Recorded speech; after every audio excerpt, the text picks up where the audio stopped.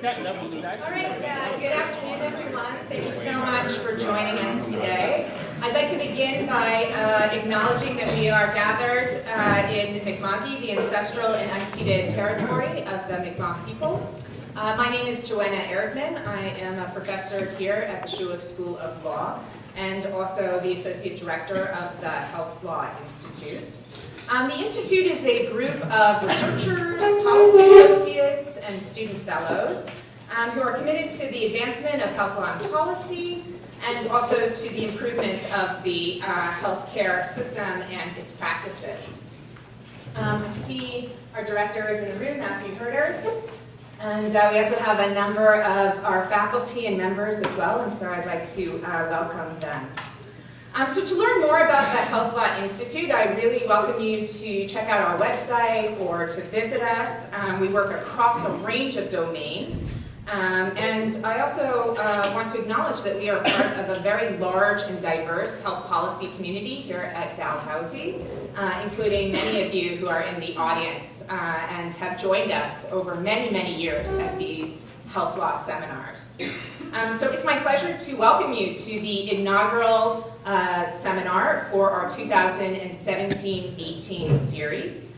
We've tried something a little different this year, and you might notice it if you take a look at our lineup, which I encourage you to do. And it is that we are trying to celebrate and acknowledge the interdisciplinary nature of health law and policy. So this is recognizing the fact that there are different theories, different methods that not only inform our study of health policy, but truly offer challenge to the way we think or work in health policy. That we know that often the most fundamental part of health law is not the rules of health law, but instead the way in which they are experienced or practiced.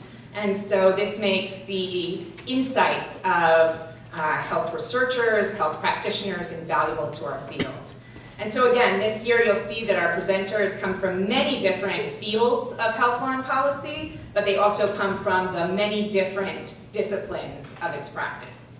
And today is no exception. It is my great pleasure to welcome André Picard to kick off our series. André is likely well known to many of you. He is a health reporter and columnist at the Globe and Mail. He's also the author of 3 best-selling books, the most recent Matters of Life and Death, Public Health Issues in Canada. And this book covers a selection of some of his most powerful columns in the field. André has received much acclaim for his writing and dedication to improving health law and policy in Canada. And I think it's because he does not only raise public awareness about a number of critical issues, but he also has a role in shaping and engaging in the debate around those issues.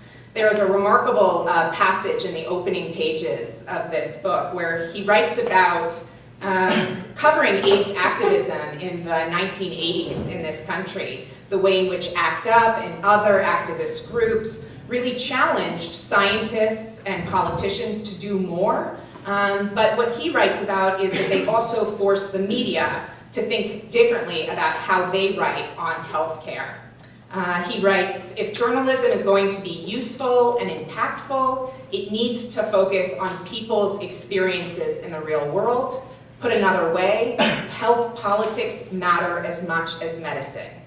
And so what distinguishes my writing, André, is the stories and columns focused on policy. And I think it's this reason that André's work has been and remains a critical intervention in our field, and the reason why it gives me such joy to welcome him as our first speaker.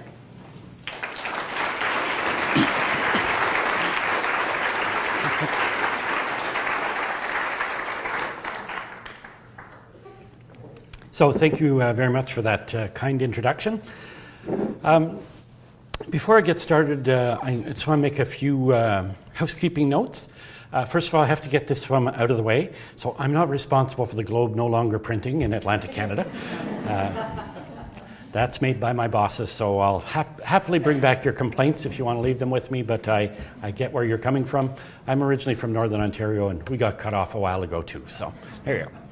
So The other note I want to make is that you'll see the screen is blank. I won't be using any PowerPoint or slides or any other bells and whistles. I'm just going to stand up here and talk, so very old school. And I'm going to speak relatively briefly, so there's plenty of time for interrogation and cross-examination. I think that's what lawyers call a question and answer period, right? Okay. So I'm going to make you guys work for your lunch. I had a session this morning with journalism and law students, and they really had a lot of good questions, so I went back and cut my notes down so they'd be shorter so you guys could have more time to do the same. So be ready. But no more questions about the globe. I got them out of the way. So. Now, even though I'm low tech, I don't want to give the impression that I'm a Luddite. I do think that technology is a really important communication tool, and social media in particular. So I'd invite you to, use your favorite social media platform to invite other people into our conversation today who can't be here IRL. And you all know what that is if you're on social media. Personally, you can find me at my handle is Picard on Health on a broad range of social media. I'm on Facebook, Twitter, Instagram, Tumblr, Snapchat, Tinder, Grindr, all that stuff. I have the same name. And the final housekeeping note, you might notice that the title of my talk, Matters of Life and Death, is the same title as my book that was cited. Now, the reason we do this is so we can shamelessly promote a book under the guise of an academic lecture. But I have to confess something, that I'm not very good at self-promotion, so I didn't arrange to have any books for sale. I didn't even bring my own copy of the book, and my publisher is going to be mad at me. So that's why I'm giving you the title of the book over and over again, Matters of Life and Death, so I can mollify her a bit. But she won't be happy, but there you go. So, on to the business at hand.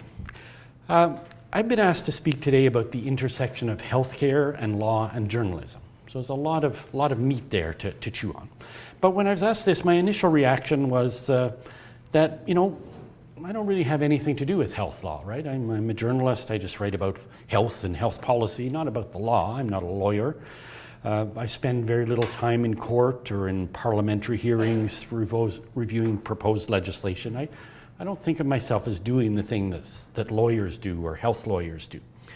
But I do spend a lot of time writing about public policy debates that shape the views and the actions of lawmakers, or at least I hope they shape them. And you heard a little bit about that in the introduction.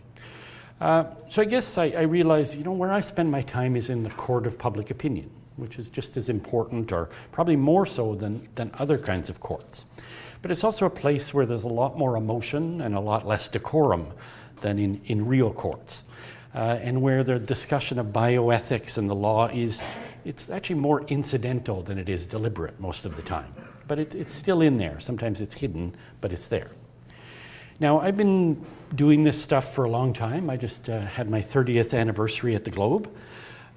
You don't get a gold watch or anything. You got a letter. Those are nice. So I put that with my other letters. But apparently they used to give people nice things, but we don't do that anymore. Just like we don't give you nice papers in this region. But in that time, I've covered a lot of issues with ethical and legal implications. As I was preparing the talk, I thought, well, what do I do in this field? And I realized, I write about abortion, contraception, AIDS, in vitro fertilization, suicide, not criminally responsible provisions, smoking, vaping, legalization of drugs, gun control, assisted death. And that's just to name a few topics that generate the most hate mail. And so I realized that, I cover off pretty well all the topics that are in your new textbook about health law, but not in as an academic a fashion. And I do them, I write it mostly as a columnist now, but in the past I did a lot of features and investigative stuff. But again, we touch on a lot of these issues in indirect ways. So what I want to do in the short time I have today is to give you a sense of why journalists cover issues the way they do, explore a little bit how media coverage influences public perceptions and public policy and lawmaking, and I'm going to focus on a couple of really hot-button issues to make it more interesting. I could go through that whole list, but I wouldn't have time to do them all, so I'm going to pick a couple. So let me start with a little bit about what I do. As I mentioned, I'm a columnist, so I'm an opinion writer. But I also write news features, and prior to that I was a reporter doing daily health news. Essentially, I think of myself as a translator more than anything else, more than a reporter. I take reports and court cases and all bunch of technical stuff and try and make it readable and digestible for the public. And I write stories and I tweet and etc. So essentially that's our job as journalists. Our job is to take complex issues and summarize and simplify them for a lay audience. And there's a fine line there between simplifying and oversimplifying and misrepresentation. And we don't always fall on the right side of that line, but at least I try.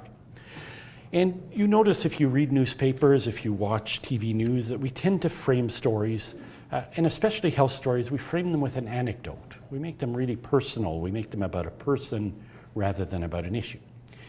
Now, why do we do that? We do it because it's impactful. It's way more impactful to hear from a person telling their story than to have someone summarize a turgid 1,200-page government report. You can put it, you try and bring things to life. The other reason we do it is because it's the way people communicate in real life. They tell stories about each other. If you speak to one of your neighbors over the fence, you'll say things like this. You'll say, hey, did you hear Mary's kid got the measles? Imagine that. You don't say this. You don't say, there seems to be a troubling resurgence of vaccine-preventable infections that need to be addressed, so a vigorous vaccination campaign should be undertaken. And by the way, that's a quote from an actual press release. So you can see why we bring the people into it, because the bureaucraties is not always the most interesting thing to read. Imagine 1,200 pages of that kind of language. That's the kind of stuff I read, and I sleep very well at night as a result. Now, Dr. Mike Evans, some of you may know him, he founded a health communications lab at the Li Ka-shing Institute in Toronto. And he's recently been recruited. He's become the health guru at Apple. And Apple is really getting interested in the health field. And I keep bugging him to tell me how interested they are, but he said they're a very top secret place. So I got to torture him a little more to get more information, but Apple's going to get into healthcare in a big way. Now, in his previous life, doing this health communication that he could talk about, he produces these wonderful whiteboard videos. If you've ever seen them online, he gets millions of hits on different kinds of topics. I'd encourage you to look him up. But he also does a lot of academic thinking. And he coined this great aphorism. He says this, he says, stories trump data, relationships trump stories, and individuals trump organizations. And I think that's a really succinct summary of how we communicate and why we communicate the way we do.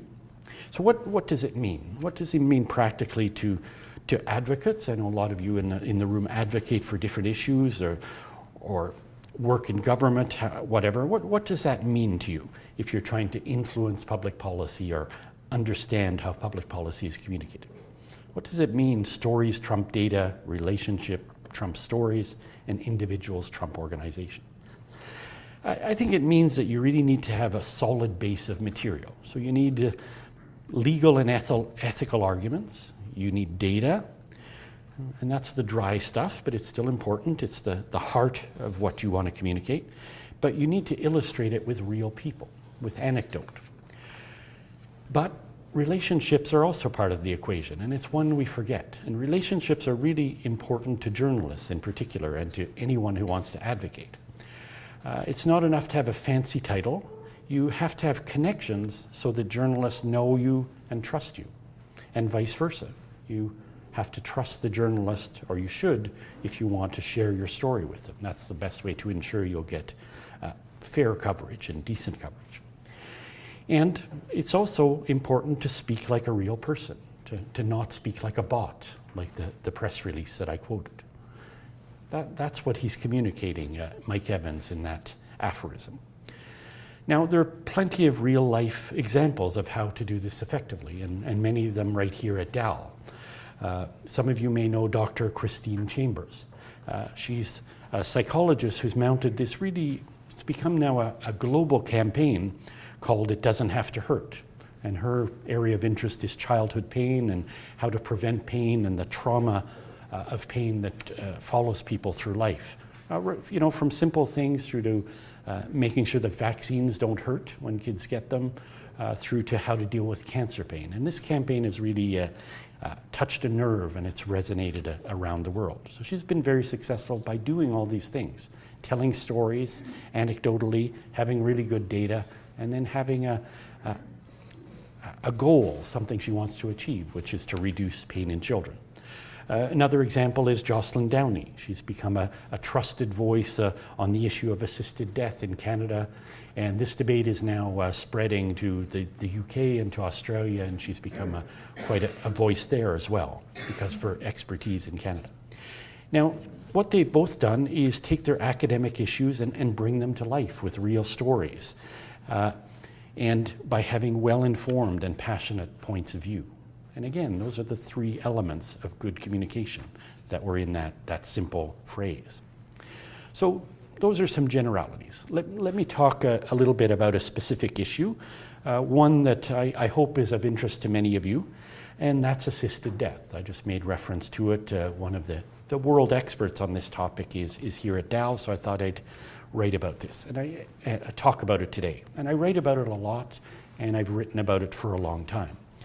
I was somewhere the other day, I was asked a question about this, somebody speaking to journalism students, and they asked me how long I've been writing about this. And I wasn't sure, so I went back and looked in our archives, and I realized that I first wrote about assisted death in 1984. At that time, AIDS was spreading rapidly, and AIDS is sort of the cornerstone of my career. It's something I've covered since day one, since 1981 when it was first popped up. And at this time, in the early days of the epidemic, AIDS was spreading really rapidly. There was no treatment, and people got really sick and died, actually very horrible and gruesome deaths, mostly gay men. And so as a result, a lot of people started to clamor for the right to what we called at the time euthanasia. That was the jargon we used at the time, and I'll talk about language a little later on if I have time. So for that story, I interviewed someone. Her name was Marilyn Seguin. I would say I'm French, but she pronounced it Seguin, her last name. And she's a registered nurse who founded the group Death with Dignity, a group that's now fairly well known, but in the 70s was considered a pretty radical group. She was the kind of person that the media needed for this issue. You need this kind of person for any new or controversial story, someone who's fearless and passionate, and passionate almost to the point of being dogmatic. Because when you're fighting the tide of a cultural, really challenging and ingrained cultural belief that helping people die is wrong, you really have to be pig-headed and fearless, and she was. Now that same year, I noticed I started, once you get into the archives, you get, it's like the internet. Once you start something, you go off on tangents. So I realized that same year, I also interviewed Dr. Balfour Mont. Some of you may know him. He's a legendary palliative care guru from McGill University. And at that time, he was publicly demanding that the federal government legalize heroin for the treatment of dying cancer patients. Again, this is the late 70s, early 80s. Now, I mentioned these stories not to date myself. I probably did that in passing. But I just want to underscore that the discussion of assisted death and pain control and end-of-life care, these are not new issues. They go back decades, and they actually go back millennia in various forms. But in Canada, they really have been part of the public policy discussions for more than 40 years, and they ebb and flow, the interest. Now, what's changed, though, is that the end-of-life conversation for a long time was pretty taboo. It was conducted in apprehensive, hushed tones. But in recent years, it really came out of the closet, if I can use that euphemism. Something that we talk about publicly and we write about a lot in the media. And one of the reasons we write about it a lot is there's a real appetite for it. People want to figure out where they stand and what they want personally. And while the media coverage is important, I still think the most important conversations about this issue are around the kitchen table. And that's where we have to have these discussions and make these decisions, but hopefully the media stories give people issues on which to reflect and information and ammunition to make their point of view known. Now, this assisted death issue in particular had a real peak in 1993. And some of you will remember why. At that time, there's someone called Sue Rodriguez, another really brave, loud person, passionate to the point of being dogmatic. And she had ALS, Lou Gehrig's disease, and she wanted an assisted death. Lou Gehrig's disease is an illness where your body gives way, but your mind remains sound. So you feel, you know what's happening to you, and it's horrible. And she didn't want that kind of ending. She didn't want to suffocate in her own body and be conscious of it. Now, she took her case all the way to the Supreme Court. And she said famously, and this quote gets quoted over and over again to this day, she said, "If I cannot give consent to my own death, whose body is this? Who owns my life?" And that sentence is iconic because it summarizes the debate very poignantly. Now, Sue Rodriguez lost her case. The Supreme Court said that, no, you don't have that right, by a narrow 4-3 decision. And I think essentially Canadian society wasn't quite ready for that change of culture at the time, or at least the Supreme Court wasn't quite ready. I think the public is always at least one step ahead of lawmakers and of the courts on all social issues. But it wasn't quite its time, but it really fueled a discussion that continued and so it kind of eroded the concerns little by little, kind of in waves. They just washed away the fears of people. And fear was really the underlying theme, I thought, in the Rodriguez judgment. You know, now, of course, Supreme Court justices don't have any emotions or anything, right? But it comes through in their words that this is essentially what was underlying this. What the slippery slope, you know, what if we allow Sue Rodriguez to do this? What's going to happen? Are we going to kill all frail, old, and, you know, elderly and handicapped people? And that's always been an underlying discussion. But as I said, I think the public is a little more open-minded and pragmatic than Supreme Court justices, whether it's assisted death or legalization of drugs or any other of these big social, cultural issues. And journalists are there essentially to give voice to the public, not just to the elite, to the people in Parliament and Supreme Court, but to, you know, the real practical voices of people. Now, when I was a young idealistic student journalist, many, many years ago, we called ourselves agents of social change. And I think we were right. And we had this discussion, I had this discussion with journalism students this morning. How much of an activist should you be and can you be? And I think that's an important element of our work. But too often the media are agents of the status quo, and we prevent progress from going forward. But I'll come back again to the issue of assisted death. Now, let's not forget that while Sue Rodriguez lost her court fight, she actually won her battle for self-determination. She got an assisted death. It wasn't legal, but no one ever faced criminal charges. We know who was there with her.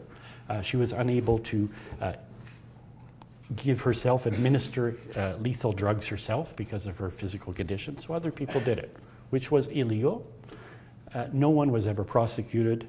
Largely because governments knew that it would have been a disaster for them politically. Personally, I wish someone had been charged, someone who was in that room, because I think the law would have been struck down a lot sooner. It would have forced the debate. It didn't happen. It happened a little more slowly. In Canada, we tend to be very conservative on these issues. Small c, I'll have to add. The reality is a lot of people have gotten assisted deaths over the years, illegally. Mary Lynn Seguin, who I mentioned a moment ago, she assisted dozens of people herself, and she talked openly about it. She essentially dared the authorities to charge her. They never did. She even arranged for her own death when she was terminally ill with cancer. Again, wasn't talked about too much because it made policymakers uncomfortable. Now, you may see from my comments, or if you read my columns, you'll know that I'm actually a fervent supporter of assisted death. But maybe that's not the right way to frame it. I'm actually a fervent supporter of patient choice. And I think it's better that we do things like this in a regimented, above-board manner than behind closed doors. They were happening, and they weren't happening in an ideal fashion. And now it's much better. Our legislation has been in place for just over a year now, almost a year and a half. Now, I'm lucky. I don't have to hide my views. I'm a columnist. I'm expected to have opinions. Other journalists have to be a little more circumspect because we cling to this notion of objectivity, that we should dispassionately write about both sides of a story. I don't believe there are really two sides to many stories. I think there are many, and that I think what we have to be as journalists is fair rather than objective. And I think that's changing, that philosophy. We can't content ourselves with just he said, she said stories, especially in an era where lying has become common currency in political discourse. And yes, I'm referring to that guy with the bad hair, Trump, but it's broader than that. And I think it's changing, it's challenging and it's changing journalism. We have to not just report what's said, we have to call out lies, and we have to promote truth and facts, even though those things are very unpopular in some circles. But to me, ultimately, it's about fairness, and that's part of being fair, to stick to the facts. Now, I have strong opinions. I use pointed language, but I always try to be fair in my criticism. And the best compliment I ever hear from people, I was talking to someone this morning who said, both my parents are doctors, and a lot of doctors don't like me these days because of my views on certain issues like taxations and contracts. But she said, my parents don't really like what you write, but they think you're fair. And I said, I can live with that. That's the best compliment. I'll take it. I also try to contextualize issues, because I think one of the things we do most poorly in journalism is to provide context and background to help people understand. When we write about the assisted death story, we don't tell that background and how we got there. It's a practical issue, it's time and space, but we have to make more effort to be there. I think there's a really fine line between creating an informed citizenry, which is our job, and creating a fearful citizenry. And the difference is you create fear if you provide incomplete information or one-sided information or out-of-context information. But we like punchy headlines, we like conflict, we like debates with extreme positions. They're easier to write about, they're more fun to read, they get more clicks online, etc. But it doesn't mean it's good journalism.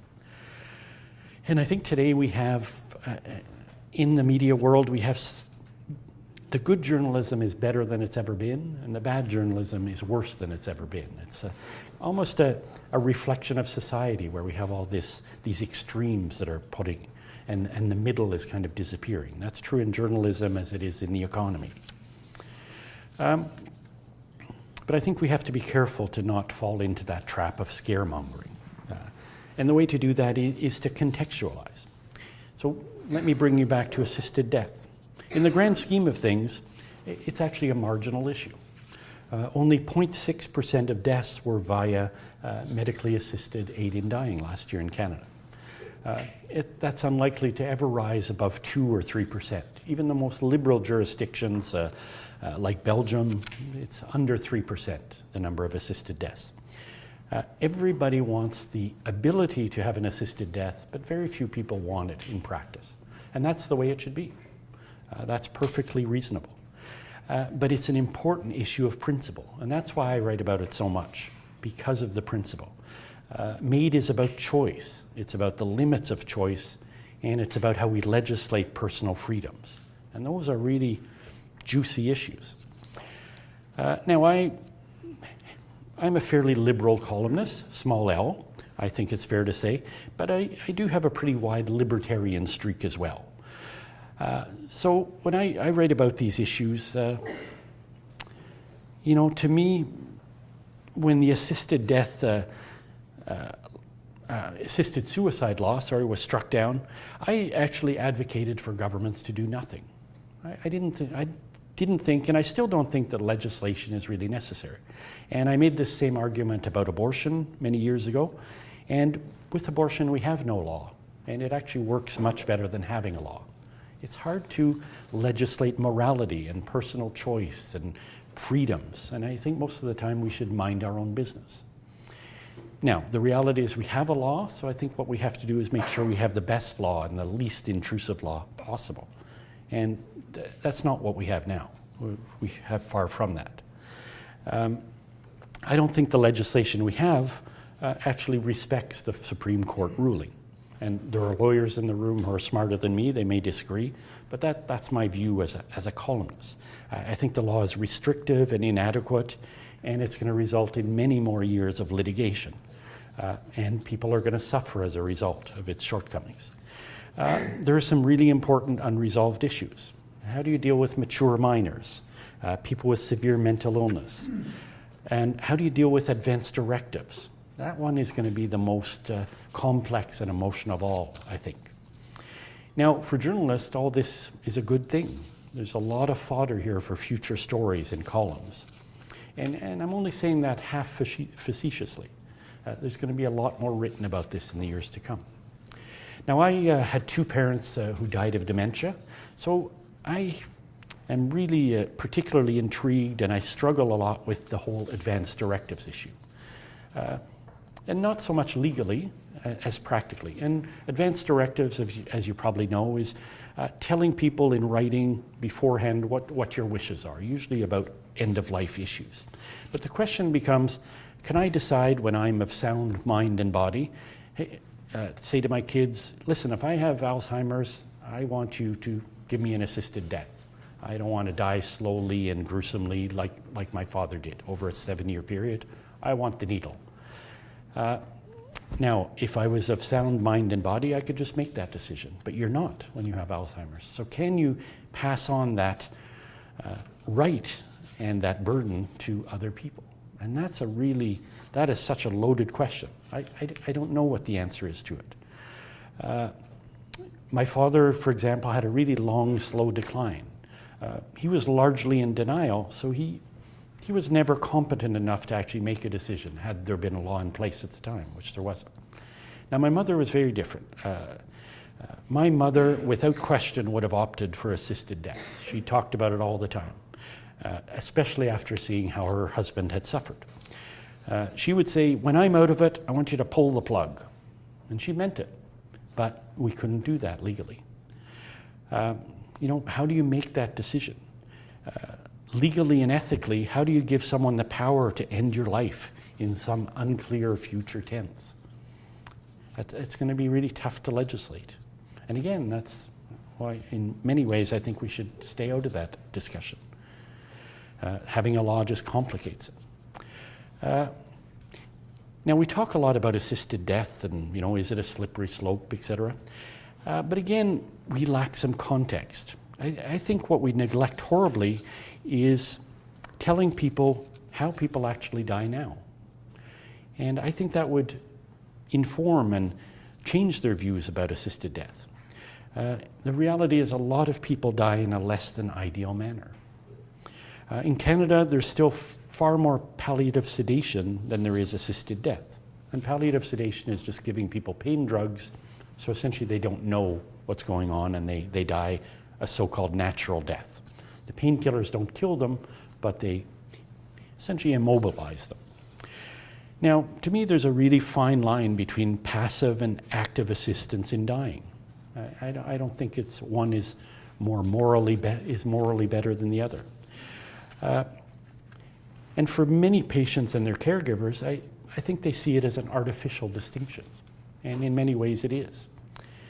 I think we shouldn't forget either that most people with terminal illnesses, and most people in Canada die of chronic illnesses, they don't die suddenly, and most of them undergo passive interventions. And we describe these interventions pretty euphemistically, because again, talking about death and helping people die, that makes us uncomfortable. So in some cases, what do? We withdraw potentially life-saving treatment. And that sounds pretty banal, right? Well, but what that means is what my mom said. Pull in the plug. Somebody's on a ventilator, we turn the ventilator off. That's perfectly legitimate. Often your children, your loved ones have to make that decision. But is that different from injecting someone with a needle when they're ready, when they decide? Most frail elderly patients who are at end of life, they actually starve to death. That's the number one way that people go by far. Now, we don't call it starving to death. We call it VSED, voluntary stopping of eating and drinking. You'll see that on the charts if you go to the hospital. I saw that one on my father's chart.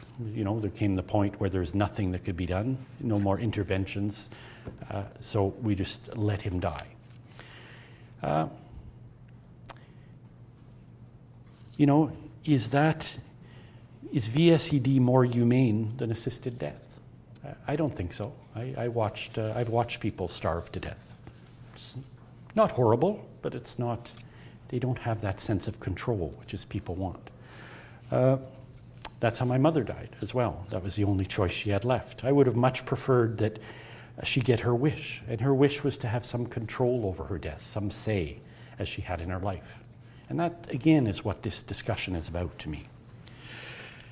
Now, the last thing I want to do before opening the floor up to questions is try and answer one question preemptively, because I know it always comes up, so I'm going to cheat and answer it now. And it's this. People ask me often, how do you form your opinion? So how did I come to be a supporter of assisted death? Now, I've just hinted pretty broadly that a lot of it was personal experience, you know, seeing my mother in particular being denied choice and self-determination. That's a powerful influence. But I was also influenced by other stories. So I remember reading a story many years ago about an elderly couple, and they were both Holocaust survivors, and they jumped off the balcony of their high-rise apartment in Toronto because they were fearful of a slow, painful decline. And, you know, I thought at the time, you know, people shouldn't have to die like that. There should be a more humane option. And that's what kind of drove my opinions. I also read a lot. I read court rulings and academic papers and tweets, and especially views that challenge my own. And I find that helps me hone my arguments and my views. I'm also a data geek. I think numbers really matter.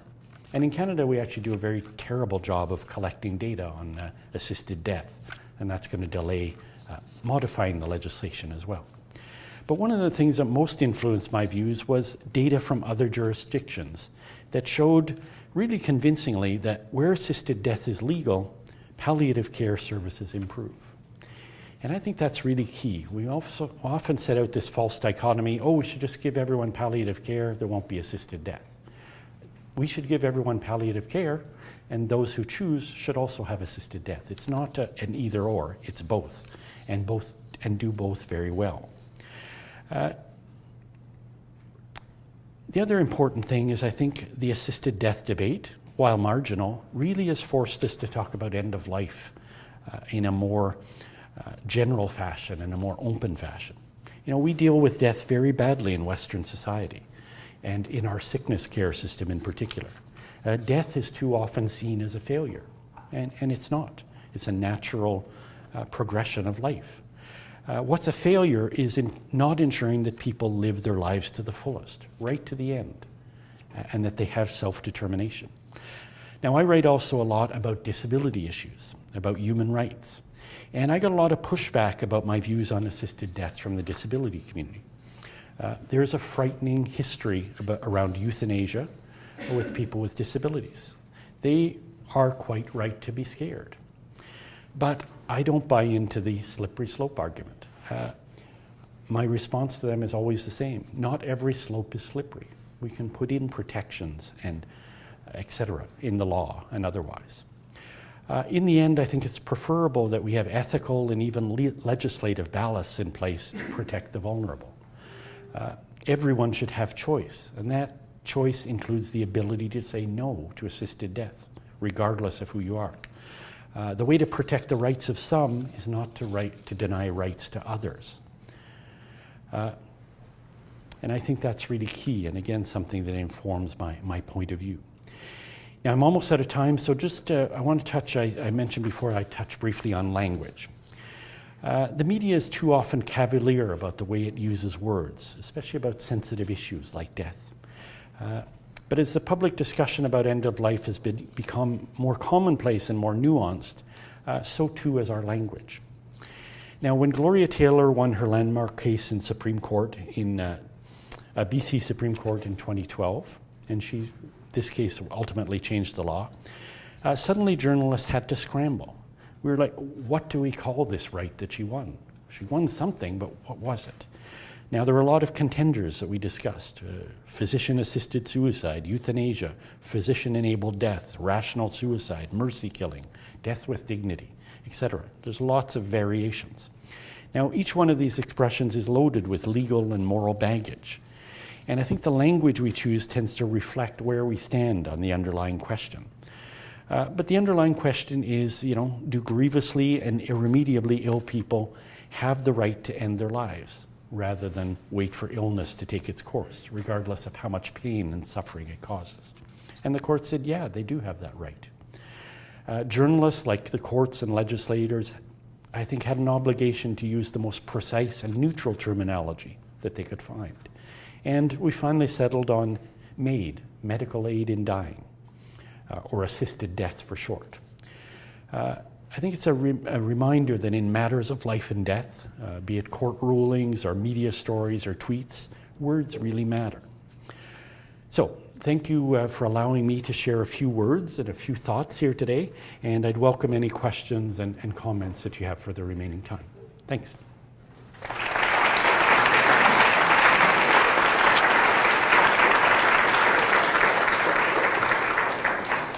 We have lots of time for questions. Please raise your hand and I'll let André direct. Yep. We'll start in the center. We'll be very Canadian. Excellent. Thank you. Hi, my name is Ben. Nice to meet you.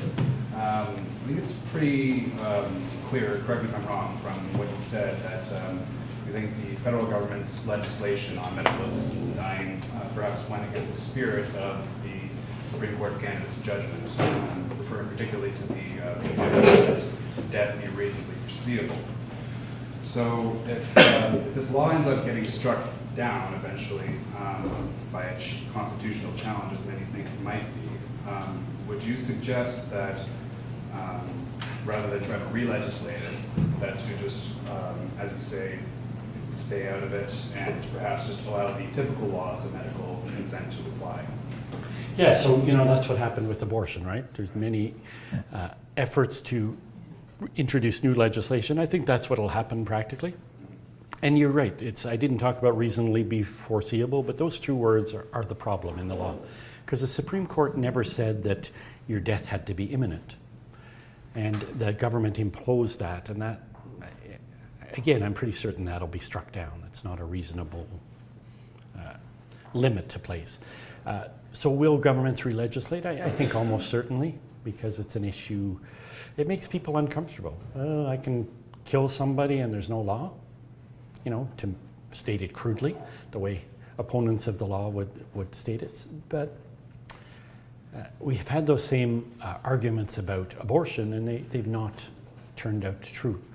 Ethics are as important, or I think more important, than the law. The law is a very blunt instrument, and it's inappropriate in many areas of life. We can't legislate everything, and if we do, we often do it wrong, and we do it, you protect one group and you harm another, and to me that's not good law, it's not good public policy. So yeah, I would rather have nothing, but I don't think I'll get my way.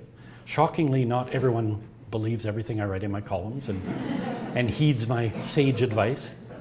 So, but I think what's certain is this is going to go on for a while.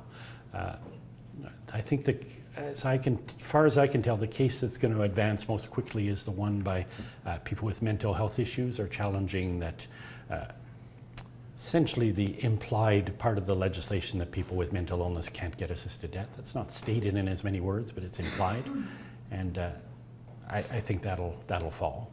So we'll see. Thanks. Okay, no more questions. You can all go home. Yeah. Just to take off from sort of libertarian position, you just kind of re-echoed in response to that question. Have you found that perspective has shifted at all over the last 20 or 30 some years, and that you mentioned the slippery slope can be made not slippery by legislative intervention. And the idea that as we become more aware contextually of different social groups that maybe presuming a sort of laissez-faire governmental mode, they're not going to be found, or they're not going to have the protections necessary.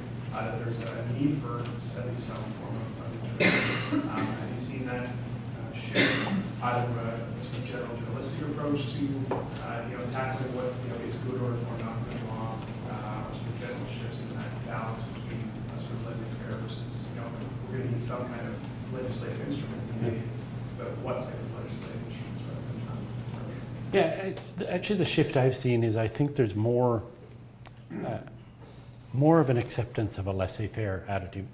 I think there's more of a belief that there are other ways to protect people by transparency, with data, with good bioethics, healthcare providers being ethically responsible. And I think a lot of the fears, the slippery slope fears, I think a lot of them faded away with the response to what happened with the abortion law. Like I can't tell you how many stories I wrote about the dire predictions about how, everybody was going to get an abortion and there was going to, the numbers were going to jump. And since we've had no law, the number of abortions in Canada has actually fallen. So, did the law protect anyone? Not really. Did it inconvenience people and harm them? Yeah, a lot. So, is it an exact parallel to assisted death? No, I think it's a little bit more complicated. Healthy young women go and make a rational choice to terminate a pregnancy. So that's easy. It's a little more difficult. I have the early stages of dementia, and I'm going to sign a paper saying that my son can, ask for my assisted death at some unforeseen time. That's way more complicated, right, practically. So maybe the more legislation is needed, but I think it's so complicated, I'm not sure you can legislate it easily. So trend-wise, I think there's more of a libertarian view, but I'm not sure.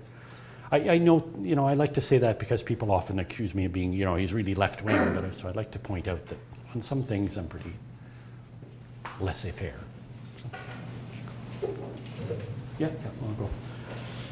So I didn't read the question, but you mentioned that the thought around the lack of legislation or having no legislation might be better, and bringing in the issue of abortion. And but we've seen that there's this patchwork of access to abortion and huge issues around just disparities across the country with that. So how do you balance a lack of legislation being better and comparing it to an issue with abortion where some provinces currently are still making changes to make access to abortion more accessible? So how do you balance those two? Yeah, so you make a very good point that, there's more than one way to skin a cat, right? So I think we have very progressive legislation on abortion, which is none, but then there are all kinds of other ways for provinces to put barriers in the way. And we're seeing that with assisted death as well. The provinces are all over the map with how it's done, how many days do you have to wait for approval, how many doctors. Not all this stuff is federal jurisdiction. In fact, very little of it is. What's federal is criminal, the criminal aspect, so it's no longer a crime to assist someone's death under particular circumstances. You still can't assist a suicide, that's still illegal. But then there's all this other stuff which is regulated by professional organizations and by provinces, and that's a mess. And my answer to that is that's sort of the story of Canadian healthcare. We have this dog's breakfast of, legislation and regulation from province to province that makes no sense. It doesn't make sense that the rules for abortion or assisted death are not the same in BC as Nova Scotia. It makes no sense. But again, we have to deal with that reality.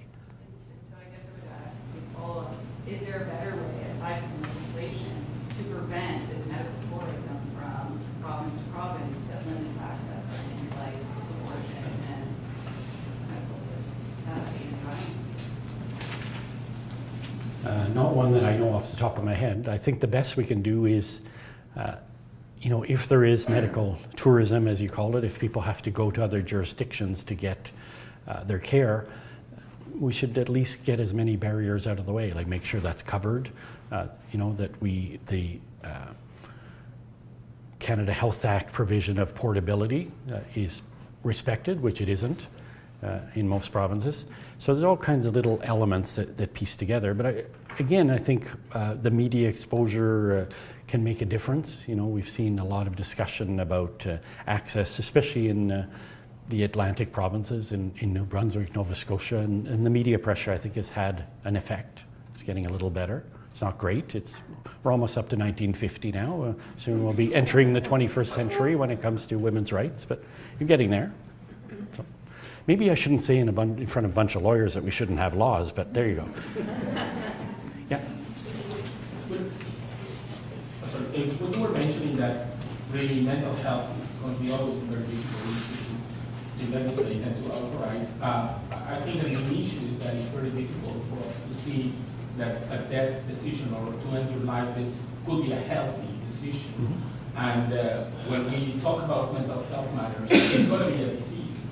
But as a psychiatrist, for instance, psychiatrist in particular, I have experienced 2 cases in which there was no reason, reasonably speaking, for these 2 young people to die, 2 adolescents to die, but they tried in all possible ways, and we tried to avoid it until they said, I'm tired, see you later, I'm dead. And one of them sends me an email saying, it's been lovely knowing you, you're a great doctor, it's really moving, but I'm gone. And they will always do it.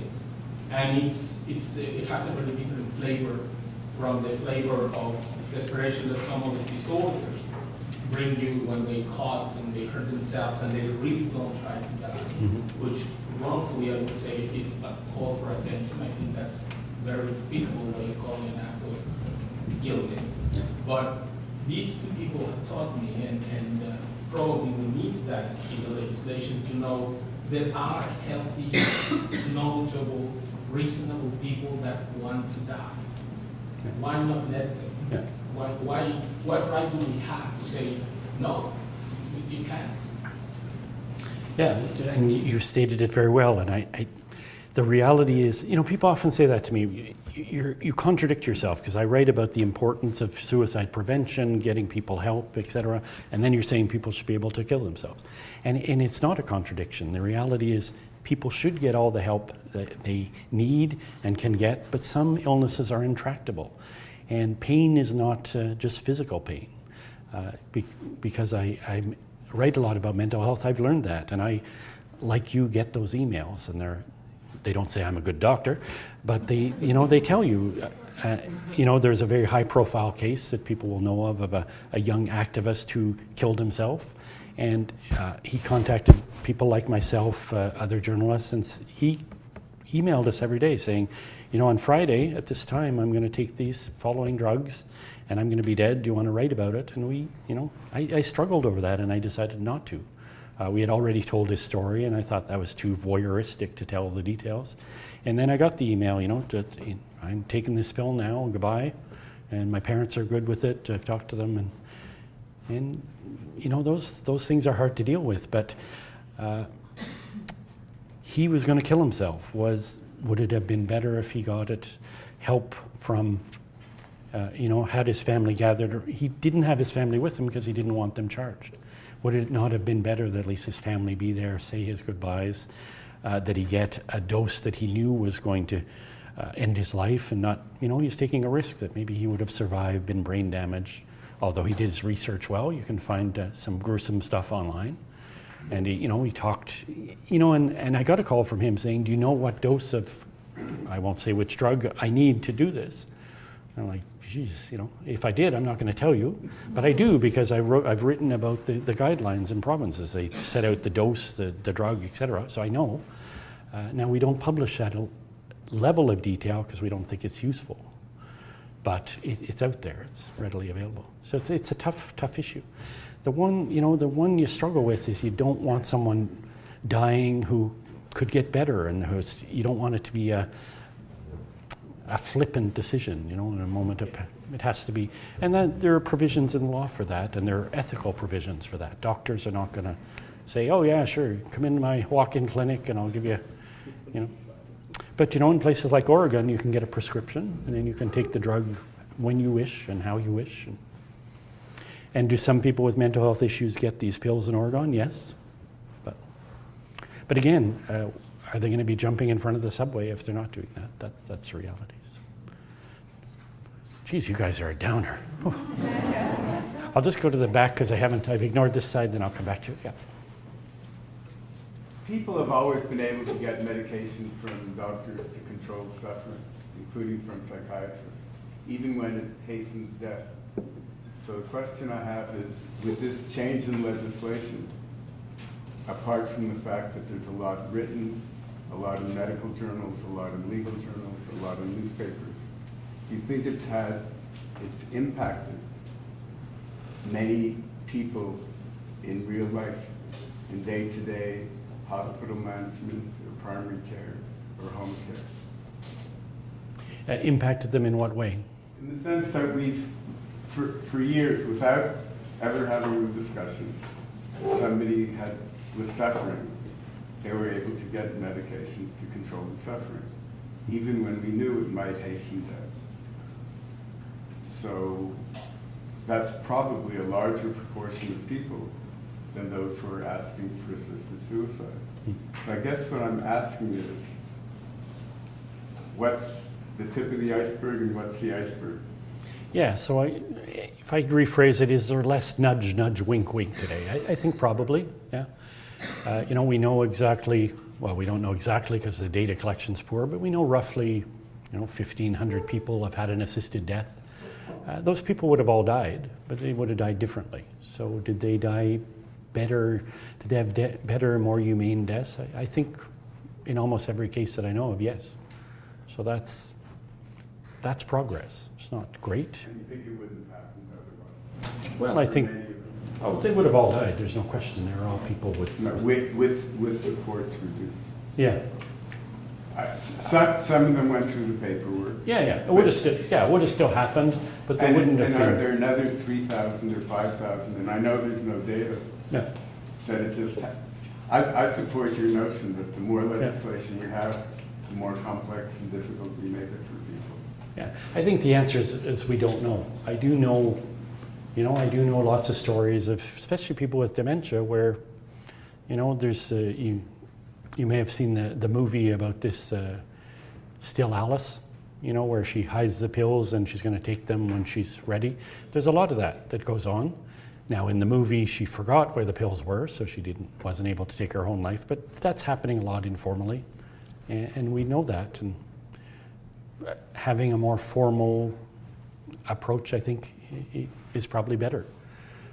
If, you know, you're an elderly person and your spouse has dementia, do you want to be the person giving them the pill and then calling the ambulance from home, or do you want to do it in a more formal fashion with your family gathered around? I think the latter is preferable. So, yeah.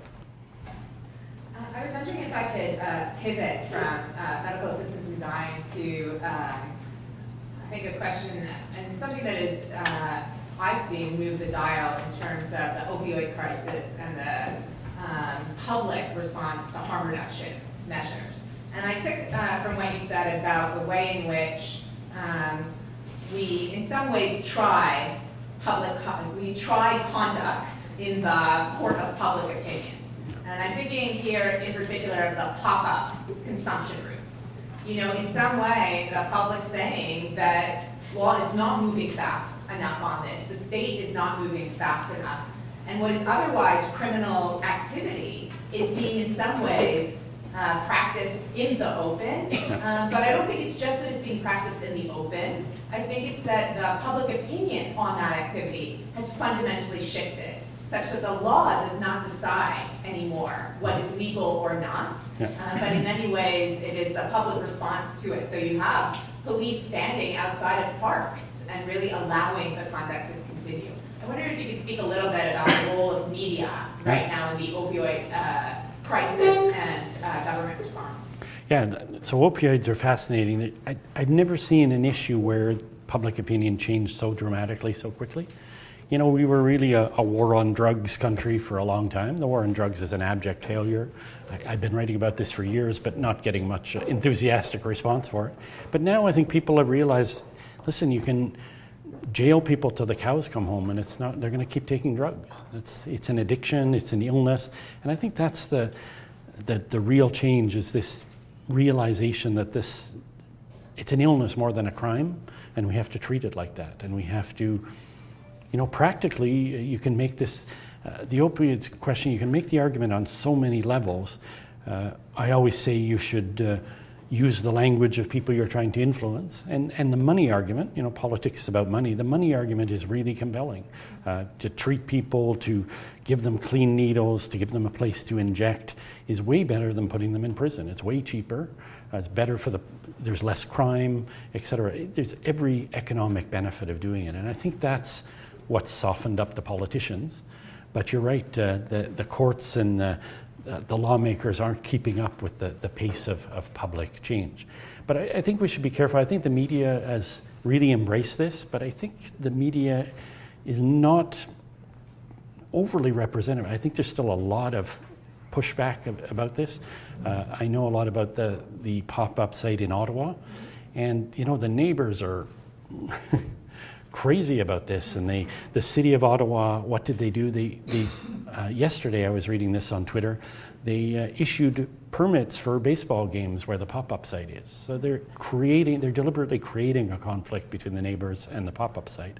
And I find that really awful, but I think we can't underestimate the level of people who still believe that, you know, people who take drugs should go to jail, and that's that. The war on drugs mentality is still there, but I don't think it's as firmly entrenched. And the most fascinating part has been police. Like police attitudes in cities like Vancouver and Toronto have really shifted. They're like, hey, listen, you want to shoot up, you know, do it in the pop-up site and we'll leave you alone. And that's good. And, you know, that's been happening for a long time informally, but now it's been formalized. When the chief of police of Vancouver tweets, listen, we are for harm reduction, that really changes societal views. So, yeah, fascinating area. Could do another talk on that one. Yeah. I'm not a lawyer, I'm a general attorney, actually. But as healthcare providers, I think we just have this kind of strange, we're in the middle between we have the patient stories that are very compelling and present a lot of the points that you made today, but we're also in the midst of this cultural and regulatory environment that sort of fundamentally disincentivizes us from even caring about patient choice. Mm-hmm. Almost incentivizes us to view ourselves as above patient choice to some extent. So, you know, especially in the context of the tax conversation that's been happening with our profession, I've come to this question of should healthcare providers even be commenting on the law? What do you think? Should doctors be talking about this, or should we sort of start to exclude health professionals because to some extent we're conflicted in those conversations? Yeah, no, I absolutely, you should talk about it. Your point of view is really legitimate, and, you know, recognize where there is a conflict, but I don't think the conflict is overwhelming. I think it's really important to say that physicians should, you know, have the right to opt out, to not provide assisted death, for example. I think that's really key, that we respect the individual's rights. Now, I've spoken out really loudly. I don't believe institutions have that right. I personally, if I was a health minister and an institution refused to provide assisted death, I would not fund them. I think you're a public institution. You have to provide public services without being moralistic about it. Now, we've allowed it with abortion for years. That's wrong, but adding another wrong doesn't help things. So no, absolutely, I think physicians have an important say in this. Even, you know, and there's a high number of physicians who oppose assisted death because they feel it goes against their training, you know, to heal people, to make them better, et cetera, and that's fine, but that's a legitimate view. The reality is that in all countries with assisted death, a very small number of physicians provide that service, just like a small number of physicians provide most services. It's a specialization. So no, speak out. The more the merrier. Great. Now I've ignored this side of the room. We have time for maybe just one more question. Anybody over here? I've ignored you guys, sorry. This is my bad ear. Yeah? I have a question about like psychologists and psychiatrists and social workers.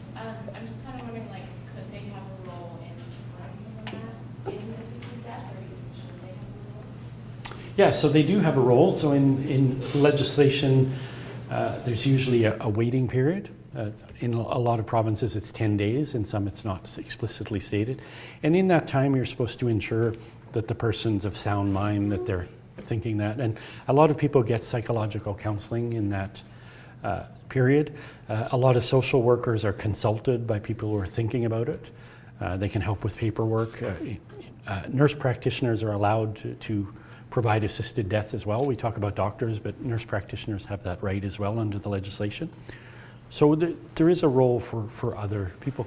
I think the other role of psychologists and social workers is one of the aspects of death we deal really badly with is grieving.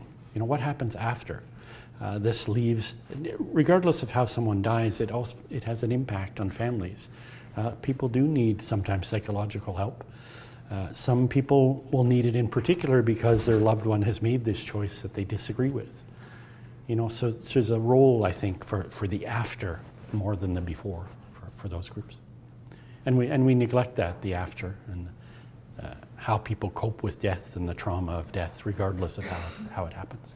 So let me thank you all for being such an engaged audience. I do hope you come out for all 8 of our seminars this year. The next seminar is on Friday, October 13th. It is with Professor Karen Stowe, and she will present on decolonizing feminism from reproductive abuse to reproductive justice. Our whole schedule is online, or you can grab one of our posters for your office or home. And please just